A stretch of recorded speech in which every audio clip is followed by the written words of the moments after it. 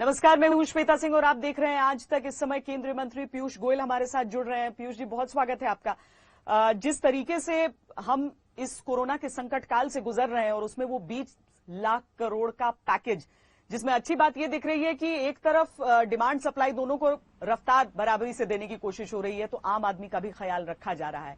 लोग यही उम्मीद कर रहे हैं कि हर बीतते दिन के साथ सबके लिए थोड़ा थोड़ा पिटारा खुलेगा। आप देखिए, माननीय निर्मला सीतारमण जी, हमारी वित्त मंत्री ने कैसे बहुत ही अच्छी तरीके से एक एक वर्ग की चिंता की है। मैं समझता हूँ माननीय प्रधानमंत्री नरेंद्र मोदी जी की जो आंख है वो देश के 130 करोड़ लोगों पे नियंत्रण बनी हुई है और हर एक वर्ग की चिंता करना उनकी विशेषता है। तो एक एक करके हर वर्ग को कैसे कुछ ना कुछ सहायता सहयोग मिले इस कठिन परिस्थिति में, और कैसे जल्द से जल्द अर्थव्यवस्था भी खड़ी हो जाए, लोग अपने अपने काम में फिर लौटे और लोगों का जीवन स्तर कैसे सुधरे। अब एक उदाहरण मैं आपके समक्ष रखता हूँ। प्रवासी मजदूरों की घर की, उनके रहने की चिंता आज तक इस देश में कभी नहीं की गई है। इस बार पहली बार सस्ते मकान बने और वो कम किराए पे प्रवासी मजदूरों के लिए उपलब्ध कराए जाए। ये अपने आप में एक बहुत नई सोच इस पैकेज में माननीय निर्मला सीतारमण जी ने देश के समक्ष रखी है।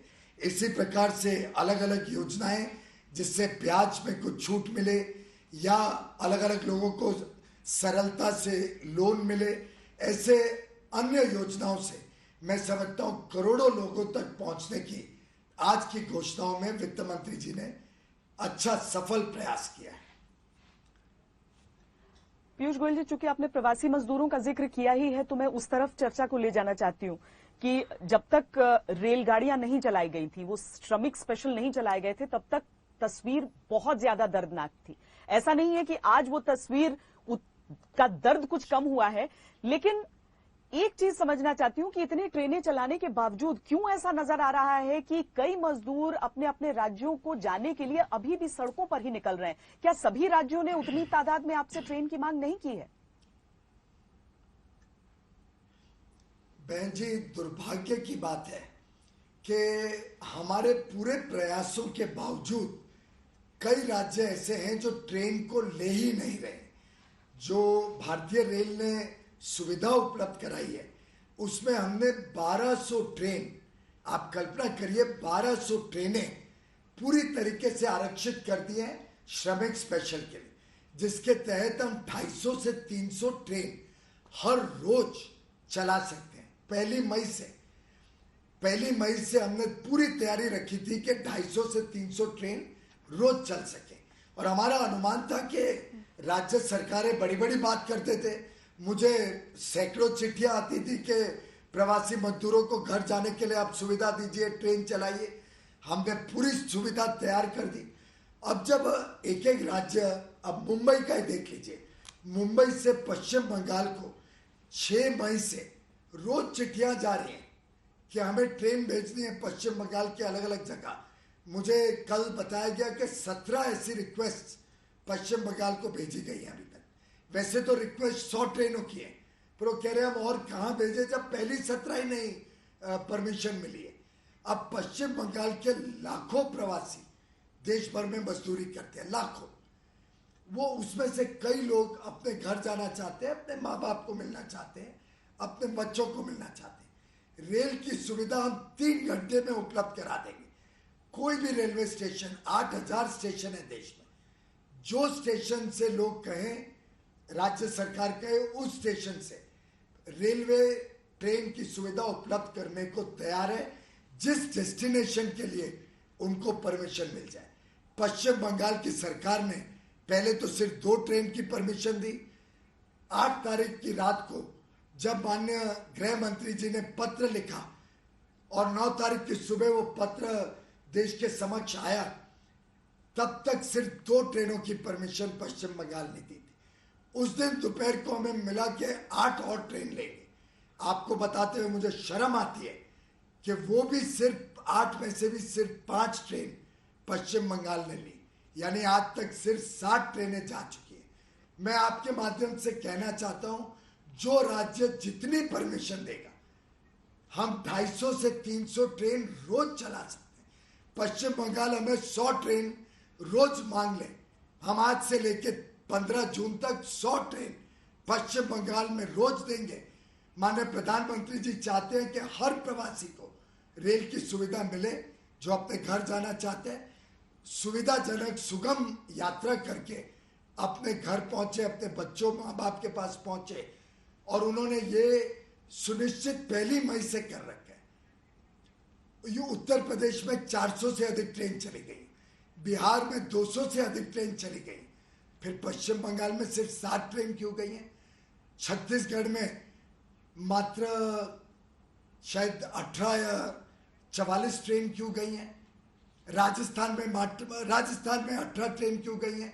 झारखंड में मात्र 44 ट्रेन क्यों गई हैं? मैं समझता हूं इन सब राज्यों ने जनता को जवाब देना पड़ेगा क्यों वो ट्रेनें नहीं ले रही हैं, और जल्द से जल्द इन सब राज्यों ने ट्रेन स्वीकार करनी पड़ेगी, जिससे हम ये सभी प्रवासी भारतीयों को अपने ठिकाने पे पहुंचा सकें। और आपके माध्यम से मैं सभी प्रवासी मजदूरों को कहना चाहूँगा, आप सड़क पे ना निकलें, आप ट्रैक पे ना निकलें, आप साइकिल, बस और ट्रक पे ना चढ़ें। आप अपने नज़दीकी कलेक्टर के ऑफिस में जाएं, वहाँ अपनी दरख्वास्त करें और उस राज्य सरकार के माध्यम से आपके राज्य सरकार को परमिशन के लिए पत्र लिखवाएं, और रेलवे आपको वहीं से लेके अपने घर तक पहुंचाने के लिए तैयार है। चलिए, मुझे लगता है कि आपके आरोप पर अभी इन सारे राज्यों का जिनका आपने नाम लिया है, सबकी तरफ से कोई ना कोई पलटवार तो जरूर आना होगा। लेकिन अभी हम जरा उन स्पेशल ट्रेनों की भी बात कर लेते हैं पीयूष जी, जो रेलवे ने चलाई, ताकि बाकी लोग भी अपने अपने घरों की तरफ जा सकें जिनके लिए उन्हें किराया देना पड़ रहा है। लेकिन इसके साथ ही वो श्रमिक स्पेशल ट्रेनों के किराए की बात पर भी आपसे स्पष्टीकरण जरूरी है, जिसे लेकर इतना असमंजस हुआ कि कहा गया 85% केंद्र, 15% राज्य। कांग्रेस ने कहा नहीं, हम तो पूरे के पूरे पैसे दे देंगे। उसके बावजूद मजदूरों ने दिखाया कि देखिए टिकट के पैसे हमने दिए हैं। बहन जी, इसमें बहुत ही सरल व्यवस्था की गई। पूरा जो खर्च होता है ऐसी स्पेशल ट्रेन चलाने का, वो खर्च अगर 100 रुपए होता है तो केंद्र सरकार ने उसमें से 85 रुपए खुद रेलवे के ऊपर पूरा उस खर्च को अपने कंधे पे उठाने का निर्णय लिया। तो हर 100 रुपए जो खर्च होता है उसमें 85 रुपए केंद्र सरकार और भारतीय रेल के कंधे पे आते हैं, हमारे ऊपर आते हैं। अब पूरी तरीके से आप जरा कल्पना करिए, अगर अनाउंस कर दे कि सब कुछ मुफ्त है, तो लाखों करोड़ों लोग एक इस मुफ्त सुविधा के लालच में अगर ट्रेन स्टेशनों पे हजारों लाखों की संख्या में पहुंच जाए तो व्यवस्था चरमरा नहीं जाएगी। कैसे कंट्रोल करेंगे? आपने देखा था हमारे कांग्रेस के कुछ मित्रों ने कैसे बांद्रा स्टेशन पे हजारों लोगों को पिछले लॉकडाउन के अंतिम दिन में भेज दिया था। कैसे लॉ एंड ऑर्डर प्रॉब्लम हो गई, कैसे संक्रमण तेजी से फैल सकता था। इसलिए हमने मात्र 15% स्टेट गवर्नमेंट से लिया। हमने कोई प्रवासी मजदूर को एक भी टिकट नहीं भेजा। हमने स्टेट गवर्नमेंट को कहा हम आपको टिकट दे देंगे पूरी ट्रेन के और आपसे पैसा ले लेंगे। अब आप वो पैसा खुद दें, आप वो पैसा जिस राज्य में लोगों को भेज रहे हैं उनसे कलेक्ट करके हमें दें, या आप मजदूरों से कलेक्ट करें, ये आपके ऊपर निर्भर करता है। कुछ राज्यों ने स्वयं से कहा कि हम पैसा देंगे, तो उन राज्यों ने खुद दे दिया। कुछ राज्यों ने कहा कि जब पैसेंजर हमारे राज्य में आ जाएगा तो हम चाहते हैं कि वो क्वारंटाइन हो, वो टेस्ट हो, उसके बाद हम उसको पैसा वापस लौटा देंगे। जैसे बिहार ने कहा जब पैसेंजर आ जाएगा हम 500 रुपए किराए के अतिरिक्त देंगे, पर उससे क्वारंटाइन वगैरह की सुविधा सुनिश्चित कर पाएंगे। नहीं तो संक्रमण रोकने के लिए उनके पास कोई साधन नहीं। उड़ीसा सरकार ने तो 2000 रुपए दिए हर ऐसे प्रवासी मजदूर को जो वहां पे गया। उत्तर प्रदेश सरकार ने 1000 रुपए दिए और साथ में 1000 रुपए तक के वस्तुओं का किट दिया, जिसमें राशन है, तेल है, अलग अलग प्रकार की वस्तु थी। तो मैं समझता हूं कुछ राज्यों ने मुफ्त कर दिया, कुछ राज्यों ने इसको नियंत्रण रखने के लिए कहा कि जब मजदूर हमारे यहाँ आ जाए, क्वारंटाइन और टेस्टिंग हो जाए, उसके बाद हम पैसा लौटा के उनको उनके घर सुनिश्चित पहुंचा देंगे। तो मैं समझता हूँ बहुत अच्छी व्यवस्था बनाई गई। और ये स्पेशल ट्रेनों में जो एक नई चीज दिखी वो तरीका नया ट्रैवल करने का, यानी कि एक तो कम ही ऐसा हुआ, कम ही क्या कहें, कभी नहीं देखा ऐसा कि रेलवे स्टेशन पर लोग एक दूसरे से दूरी बनाकर खड़े हों, भीतर जाने के बाद बेडिंग वगैरह नहीं। तो ये हम क्या समझे कि नई व्यवस्था की शुरुआत हो चुकी है अब कोरोना के इस संक्रमण काल में, और जैसा कि डब्ल्यूएचओ कहता है कि ये शायद इस वायरस के साथ हमें जीना सीखना होगा, तो हम ये समझें कि अब आगे से सफर जब भी होगा, पूरी तरह लॉकडाउन खुलने के बाद भी, वो इसी तरह से संभव हो पाएगा। बहन जी, आपकी बात एकदम सही है। अब पूरी दुनिया को एक नए अंदाज में यात्रा करनी पड़ेगी, चाहे वो हवाई जहाज हो, चाहे ट्रेन हो, चाहे बस हो, या हम टैक्सी में बैठे। आज मुझे लगता है पूरे विश्व ने स्वीकार कर लिया है कि ये जो कोविड-19 की जो बहुत गंभीर महामारी की समस्या है, इसको अगर हमें सही माने में लड़ना है, जब तक इसका कोई वैक्सीन नहीं निकले, जब तक इसका कोई ट्रीटमेंट नहीं आए, और जिसको वर्षों लग सकते हैं, और वैक्सीन बनने के बाद, टेस्टिंग होने के बाद, और टेस्टिंग के भी कई स्टेज होते हैं। मैं आपके ही चैनल पे देख रहा था, आप अलग अलग बता रहे थे कैसे कई स्टेजों के बाद वैक्सीन या क्योर बनते हैं। तो अब काफी समय तक विश्व में यात्रा का तरीका बदलेगा, और भारतीय रेल को भी उस नए बदले हुए तरीके से चलना होगा। उदाहरण के लिए, अब हम बेडरोल नहीं दे पाएंगे, अब हमें बिस्तर देना, चद्दर देना, तकिया देना, कंबल देना महामारी के रहते, महामारी के डर के रहते असंभव होगा। इसी प्रकार से गर्म खाना आगे चल के शायद बड़ा मुश्किल होगा, क्योंकि उससे संक्रमण फैलने की संभावना बढ़ जाएगी। तो अलग अलग तौर तरीके आगे विश्व को स्वीकार करने पड़ेंगे, और भारत की यात्रा में भी नए तौर तरीके आपको देखने को मिलेंगे। जी, लग रहा है ये आपकी बातों को सुनकर लोग तैयारी कर लें कि भविष्य में यात्रा कैसे करेंगे। ट्रेनों को जैसे बचपन से देखते आए थे, उससे अब एक बहुत अलग दुनिया यहाँ पर आ चुकी है। लेकिन पीयूष जी, जिस तरह से प्रधानमंत्री ने भी आत्मनिर्भरता की बात की, स्वदेशी की बात की, मैंने तो बचपन में, बहन जी, मैंने एक ही मिनट, मैंने बचपन में जितनी ट्रेन की यात्रा की है, हम अपना बेडरोल लेके जाया करते थे, आपको याद होगा। जी, बेडिंग उस समय लेकर आते थे, मतलब आप कह रहे हैं कि दोबारा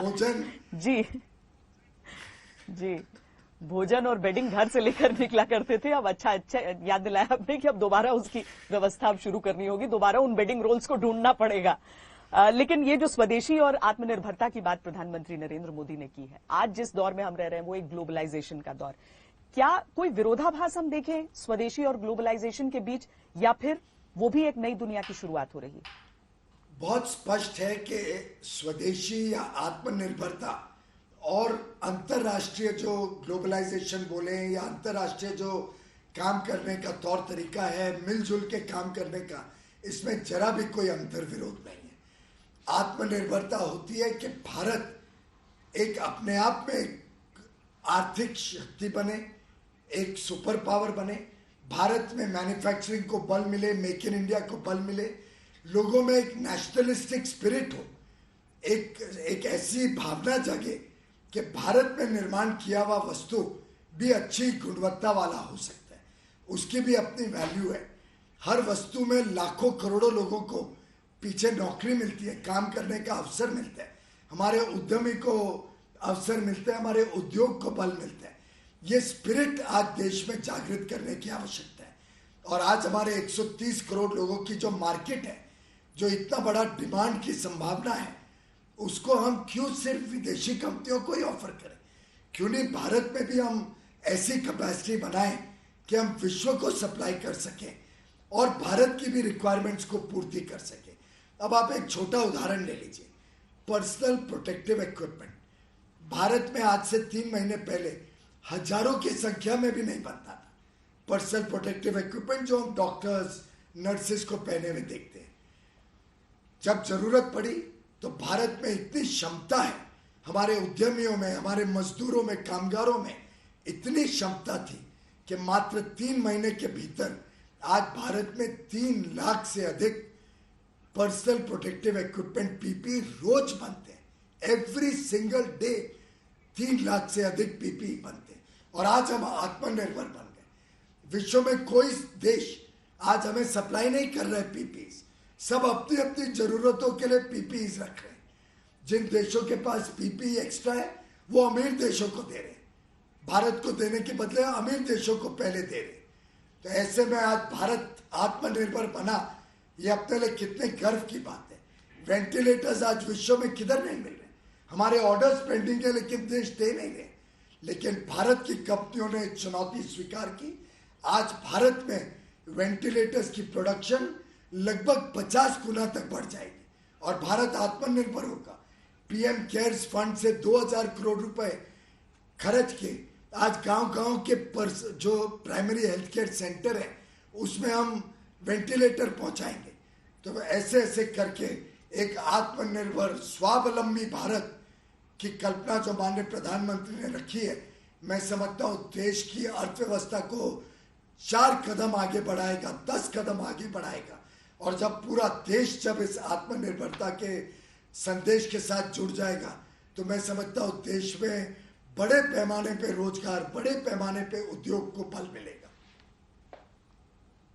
पर पीयूष जी, अगर एक भारतीय का स्वाभिमान ये कहता है कि दुनिया में आज जो वर्चस्व मेड इन चाइना का है, हम उनकी क्वालिटी को एक तरफ रखें, किस देश में किस तरह की क्वालिटी भेजते हैं, मेड इन चाइना अगर अधिकतर सामानों पर अब तक दिखता था, और अगर एक हिंदुस्तानी अपने स्वाभिमान से भरकर ये सोचे कि मेड इन इंडिया उस मेड इन चाइना को रिप्लेस कर देगा, तो क्या यह अतिशयोक्ति है या फिर हम इसके लिए वाकई तैयार हैं?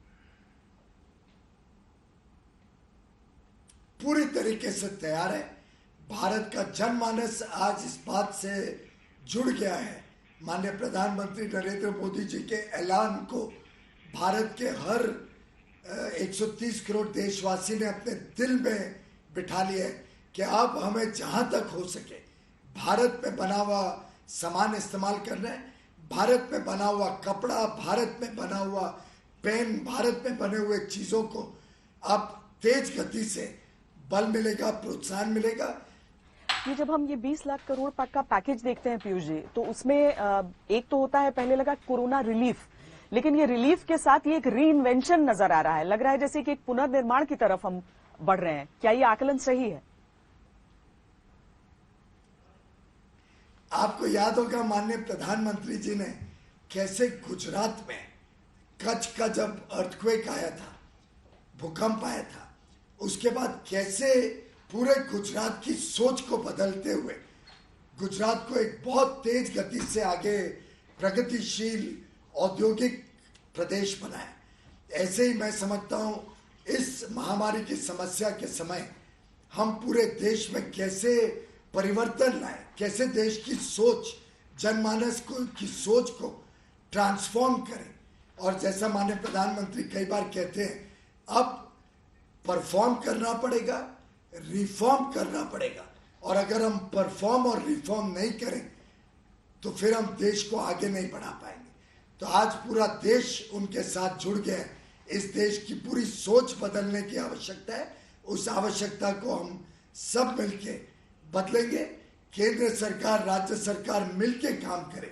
नई उद्योग पॉलिसी हम जल्द लाएंगे, नई लॉजिस्टिक्स पॉलिसी लाएंगे, नई काम करने के तौर तरीके को बल मिलेगा, नई इंपोर्ट एक्सपोर्ट पॉलिसी, आयात और निर्यात को कैसे आगे और अच्छी तरीके से देश को तैयार करना, बड़े तरीके में निर्यात करने के लिए, इन सब के ऊपर दिन रात अलग अलग मंत्रालयों में काम चल रहा है। किसानों को कैसे और सक्षम बनाया जाए, लघु उद्योग को कैसे और बल दिया जाए, हमारे मछुआरों का भविष्य कैसे सुधार किया जाए, हमारी ऑटोमोबाइल कंपनीज का भविष्य, खासतौर पे इलेक्ट्रिक ऑटोमोबाइल्स और BS6 ऑटोमोबाइल्स को कैसे बड़े रूप में प्रोत्साहन दे, जिससे पर्यावरण का भी चिंता की जाए, कैसे हमारे फॉरेस्ट, हमारे वनवासियों का भी जीवन सुधरे और फॉरेस्ट कवर देश का बढ़े। ऐसे देश के हर अलग अलग वर्ग का एक नया विजन लेके ये देश आगे बढ़े, ऐसा माननीय प्रधानमंत्री का सपना है और प्रतिबद्धता भी है। एक आखिरी सवाल पीयूष जी, वो ये कि प्रधानमंत्री ने जब संदेश दिया, जब देश से बात की इस बार, तो उन्होंने कहा कि कोरोना का खतरा तो है, लेकिन हमारी पूरी जिंदगी सिर्फ कोरोना के इर्द गिर्द नहीं घूम सकती है। इसके साथ ही उन्होंने चौथे चरण का जिक्र भी किया, लॉकडाउन का। तो हम क्या समझें कि जब हमारा एग्जिट होगा इस लॉकडाउन से, यानी जब ताला खुलेगा लॉकडाउन का, तो एक झटके में नहीं खुलेगा, बल्कि यही हमारा एग्जिट प्लान है कि हम धीरे धीरे थोड़ी थोड़ी सहूलियतें एहतियात के साथ देते हुए ही उस एग्जिट की तरफ बढ़ेंगे। मैं समझता हूं माननीय गृह मंत्री और उनका मंत्रालय इस आगे के 17 तारीख के बाद के चरण के बारे में पूरी तरीके से चिंता कर रहा है, प्लानिंग कर रहा है और जल्दी इसकी जानकारियां देश के समक्ष आएंगी। लेकिन जैसे आपने ट्रेन की जिक्र किया कि भविष्य में हमें यात्रा तो करनी है, कोई ऐसा तो नहीं है कि यात्रा बंद हो जाएगी, लेकिन यात्रा का तौर तरीका बदलेगा। मैं समझता हूं आगे के लिए देश में काम बढ़ेगा, व्यापार बढ़ेगा, लोग फिर एक बार काम में उतरेंगे, काम करने लगेंगे। लेकिन स्वाभाविक रूप से इस महामारी को मद्देनजर रखते हुए काम का तौर तरीका में जरूर हम सभी को थोड़ा परिवर्तन करना पड़ेगा, थोड़ी सावधानी बरतनी पड़ेगी और इसके लिए देश आज तैयार है। हम सबको चिंता करनी पड़ेगी अपने परिवारों की, अपने दोस्तों की, अपने साथ काम करने वाले लोगों की। हम जब सब एक दूसरे की चिंता करते हुए आगे आने वाले दिनों में सावधानी रखेंगे, तो मैं समझता हूँ इस महामारी से हमें डरने की आवश्यकता नहीं है। फिर एक बार सबको काम पे उतरना चाहिए, फिर एक बार सावधानी बरतते हुए हम देश को पटड़ी पे लाएं, देश की व्यवस्थाओं को, रोजमर्रा के काम को फिर एक बार नॉर्मलाइज करें, लेकिन भीड़ भड़कम ना करें। बड़ी बड़ी शादियां, बड़े बड़े पार्टीज, बड़े बड़े त्योहार, बड़े बड़े रिलीजियस या धार्मिक कार्यक्रम करते हुए जरूर हमें सावधानी बरतनी पड़ेगी, जिसकी गाइडलाइंस समय समय पे देश को सुधारते रहना पड़ेगा, देश को स्वीकार करते रहना पड़ेगा। रेल पटरी पर आई है, अब जिंदगी को पटरी पर आना है। बहुत बहुत धन्यवाद पीयूष गोयल जी हमसे बातचीत करने के लिए।